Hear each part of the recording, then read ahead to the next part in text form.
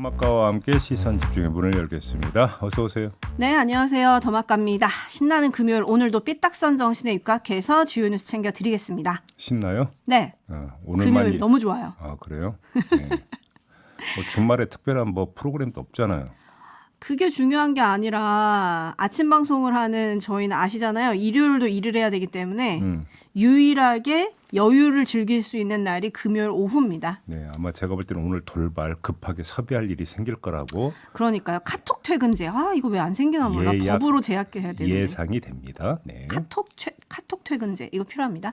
에피크로스 님이 안녕하세요. 본격적으로 추운 금요일 아침이네요. 가장 좋아하는 언중유골 하는 날이라서 기대하고 있습니다. 오, 그래요? 네. 헬마우스나 노지민 기자가 이 지금 방송을 들으면 되게 좋아하겠네요. 네, 담당 작가도 좋아했어요. 에피쿠로스님 감사합니다. 네. 그리고 산다라님은 반갑습니다. 아랫역에는 비가 내리는 아침입니다. 올해 참 비 진짜 징글맞게 많이 오네 정말. 그러니까요. 네. 비가 오고 또 많이 추워졌죠. 그리고 지축이 콧구멍님. 여기서 지축이는 강아지 이름인 것 같아요. 처음으로 글 남깁니다. 어제 86의 어머니와 팥 수확을 했습니다. 어머니는 다리가 아프다고 하시면서도 장군처럼 척척 일을 하셨고요. 어제 수확한 팥으로 맛있는 찰밥 해드리라고 합니다. 아, 저는 팥죽 생각했는데. 어허. 근데 뭔가 되게 정겨운 풍경인 것 같아서 소개해드립니다. 새알 넣어서 먹으면 맛있는데. 아, 찰밥은 싫어하세요? 찰밥도 좋죠. 네. 네, 찰밥 하신다고 합니다. 네. 그리고 헨젤과 그레떼님, 주택담보대출 시즌금리 8%대 돌파. 이거 서민들 내 집 마련 하겠나요? 에휴라고 해주셨는데 그래서 저희가 준비했죠? 3부에 인터뷰가 예정이 되어 있습니다. 잠시만 기다리시고요. 네, 그리고 프레디님이 팀원들과 함께 오대산에서 힐링 캠핑 중입니다. 차가운 가을 산공기 너무 좋습니다. 어제 한 분은 지리산이라고 했고 네. 오늘은 오대산이고 네. 내일은 한라산이겠구나. 오대산도 단풍으로 유명하죠. 와, 근데 팀원들과 힐링 캠핑 중에 지금 이걸 켜놓으신 걸까요? 저희 방송을? 팀원이 한 10명 되나 보죠. 10명 전파. 그죠? 네, 모두들 즐겁게 들어주셨으면 좋겠네요. 네. 아침 상공기랑 아주 잘 어울리는 뉴스들이 준비되어 있습니다. 네. 제이비타임즈 오늘 주목할 첫 번째 뉴스 어떤 건가요? 윤석열 대통령이 어제 필수 의료 혁신 전략 회의를 주재를 했습니다. 이 자리에서 이런 말을 했는데요. 들어보시죠. 지역 필수 의료를 살리고 초고령 사회에 대비하기 위해 의료 인력 확충과 인재 양성은 필요 조건입니다. 임상의사뿐 아니라 관련 의과학 분야를 키우기 위한 의료인도 양성해야 합니다. 산부인과, 소아과 등 필수 분야에 인력이 유입될 수 있도록 법적 리스크 부담을 완화하고 보험 수가를 조정하고 보상 체계의 개편이 아울러서 뒷받침되어야 합니다. 또 장시간 근로 문제를 해소해 진료에 집중할 수 있는 환경을 만들어야 합니다. 국민을 위한 정책 효과가 제대로 이루어질 수 있도록 현장 의료인 전문가들과 우리 정부는 충분히 소통할 것입니다.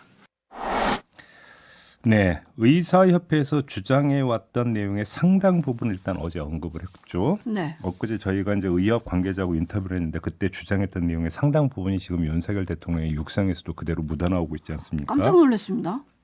그런데 중요한 의대 정원 이야기는 하지를 않았습니다. 네. 숫자를 몇 명 늘린다 이런 이야기를 하지를 않았는데 그 이유는 대통령실 관계자가 뭐 사실상 대신 전한 것 같습니다. 이 관계자가 뭐라고 이야기를 했냐면 2025년부터 의대 정원을 확대할 것이다.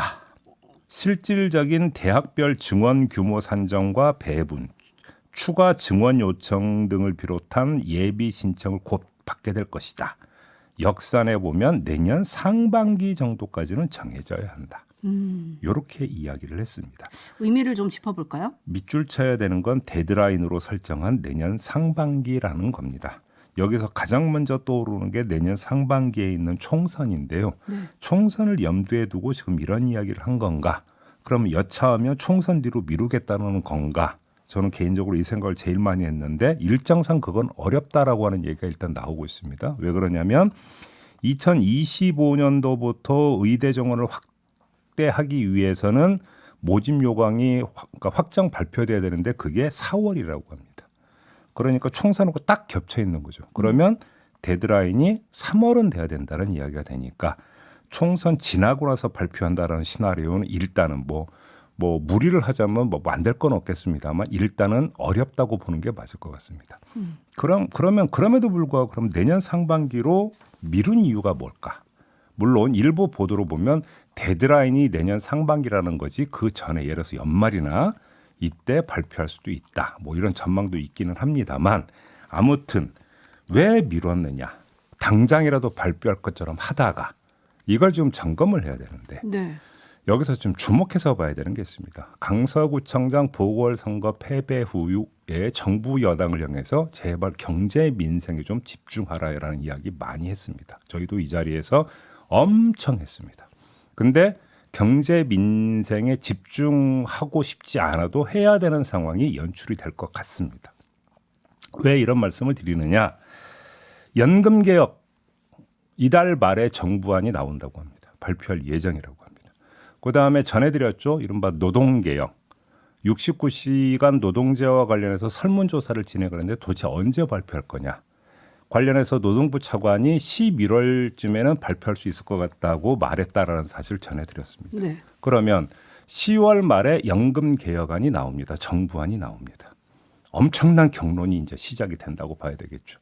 그리고 11월 중으로 노동개혁 관련한 설문조사 결과가 나옵니다.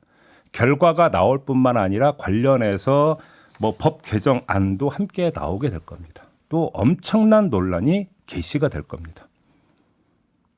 그리고 그 뒤에 의대 정원 확대가 기다리고 있습니다.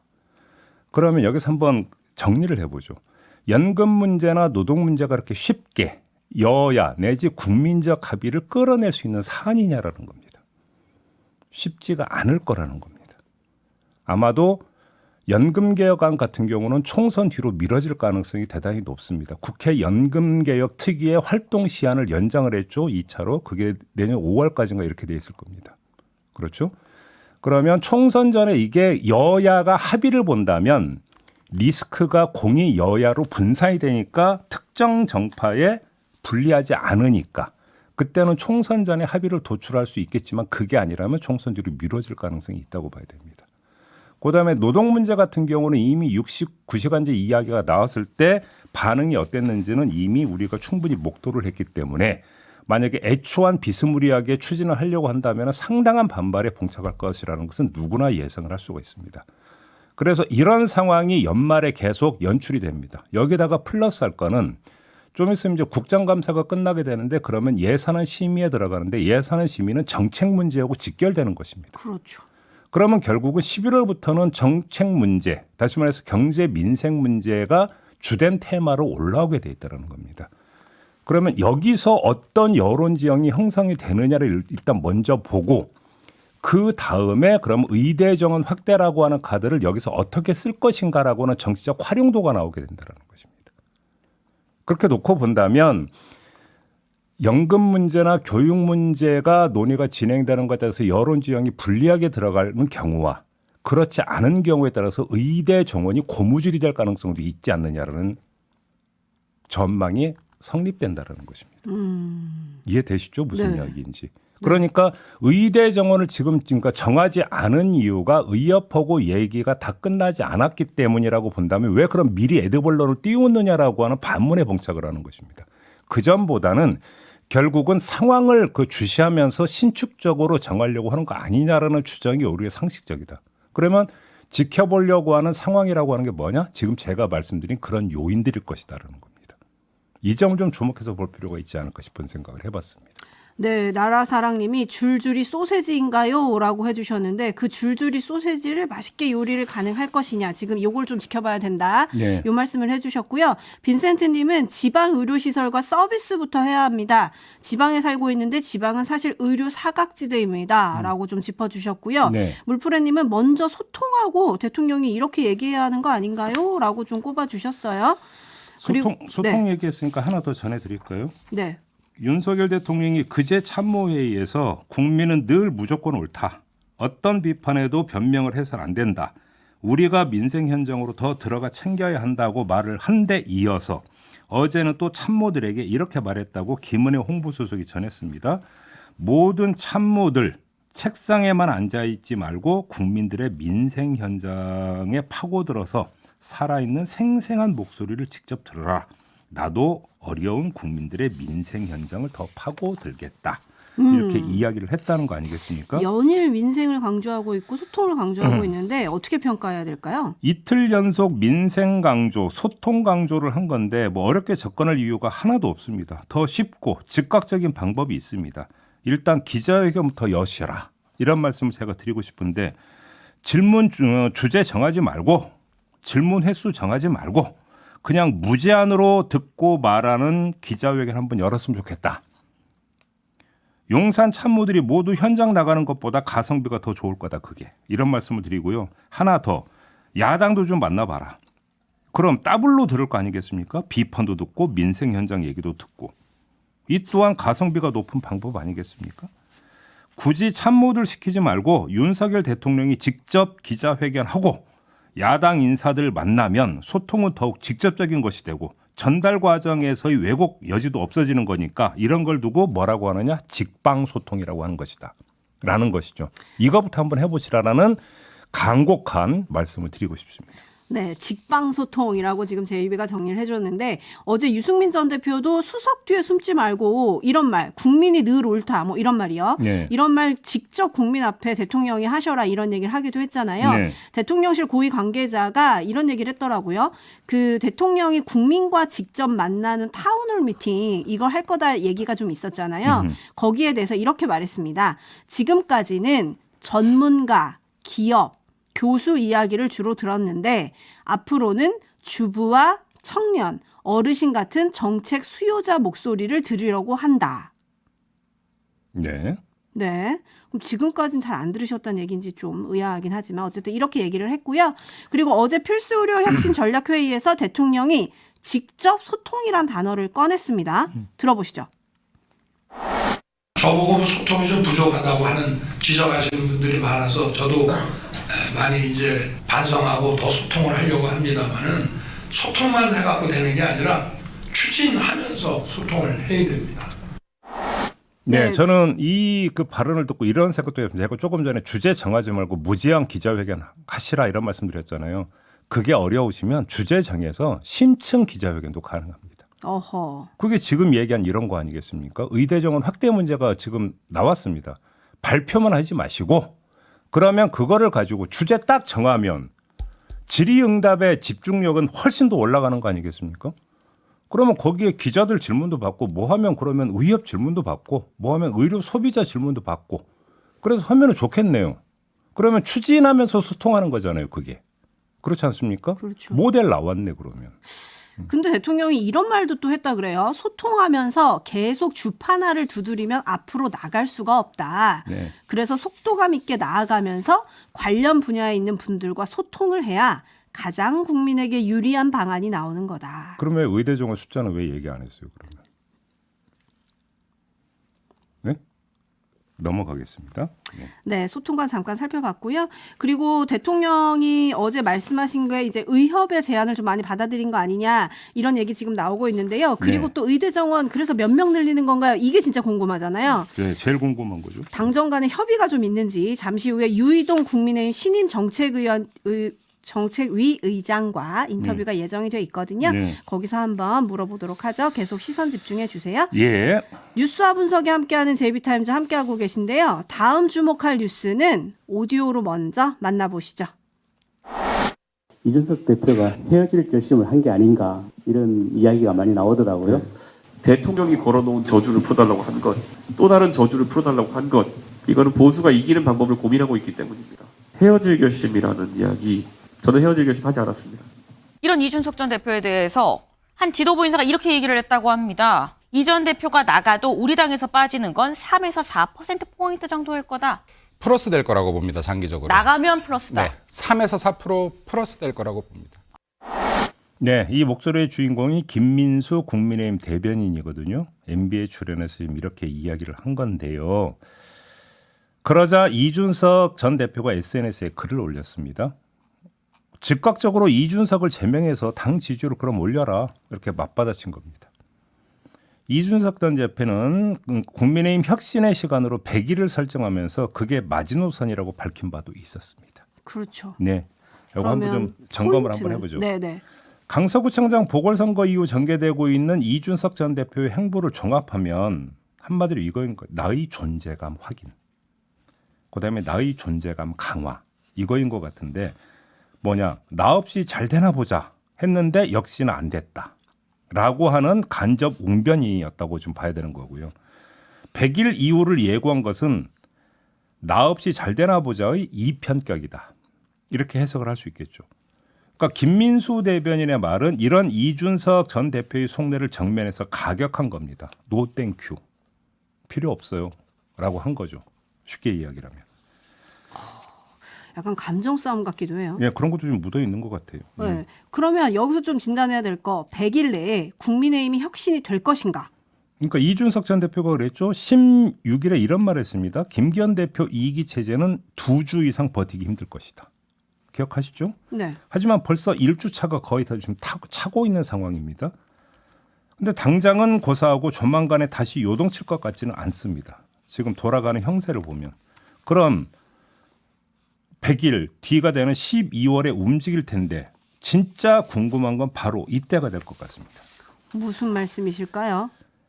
이준석, 유승민 두 인물이 함께하는 신당설 얘기가 나오던데 최소한 지금까지는 두 사람이 신당을 만들기로 교감을 나눈 뒤에 분업 차원에서 발언을 하고 있는 것 같지는 않습니다. 그럼에도 불구하고 결국엔 손 잡는다고 칩시다. 한번 그렇게 가정을 해봅시다. 그럼 이준석 전 대표는 그 신당의 획득 의석수를 몇 석으로 계산하고 있을까? 저는 그게 궁금하거든요.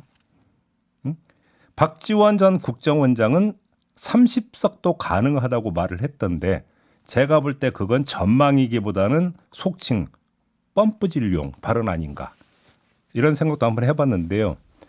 그러니까 나 없이는 안 된다라고 생각하는 이준석 전 대표는 자기 객관화를 해서 만약에 신당이 만들어지면 몇 석을 예상하는가? 사실 저는 제일 궁금한 게 이거거든요. 관련해가지고 심평 변호사가 한 인터뷰에서 30석 뭐 택도 없다. 그런 과대 망상이다. 뭐 이렇게 얘기를 했어요. 네. 그래서 그거에 대해서 어제 이준석 전 대표가 다른 방송에 나가서 아니 내가 신당 얘기를 하지도 않았는데 왜 이렇게 다들 걱정들이 많으시냐. 뭐 이렇게 받아치긴 하더라고요. 마음속에는 몇 석을 그리고 있을까? 저도 궁금해지네요. 거기다가 만약에 저는 조금 전에 유승민 전 대표하고 지금 신당 얘기를 한 것 같지는 않다고 말씀을 드렸잖아요. 네. 그래서 조금 전에 얘기는 가정이고 만약에 정말로 그게 아니어서 신당을 안 만들고 무소속으로 나갈 수도 있겠죠.